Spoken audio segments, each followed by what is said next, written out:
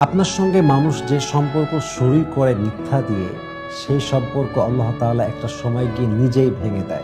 একটা সময় যে মানুষটা আপনার সঙ্গে মিথ্যা বলে সম্পর্ক শুরু করেছিল, আল্লাহ তার অবস্থানটা আপনার সামনে প্রকাশিত করে দেয়। যে সময় একটা মানুষ খুব প্রিয় ছিল, ওই মানুষটা একটা সময় গিয়ে সবচেয়ে বেশি অপ্রিয় হয়ে যায়। এই সব কিছুই একমাত্র আল্লাহ তাআলা করেন। কারণ মিথ্যার মাধ্যমে যে সম্পর্কগুলো শুরু হয়, আল্লাহ এটাকে কখনো স্থায়ী হতে দেয় না। আল্লাহ এটাকে পছন্দই করে না যে আমার কোনো সৎ বান্দার জীবনে কেউ মিথ্যা বলে আসবে আর আজীবন থাকবে। আল্লাহ এটা সহ্য করে না। একটা সময় গিয়ে আল্লাহ তাআলা ওই মানুষটাকে আপনার জীবন থেকে পরিপূর্ণরূপে বের করে দিবে। এজন্য আপনি যদি চান কারো জীবনে আজীবন থাকবেন, মিথ্যা বলে নয়, সত্য বলে আসেন।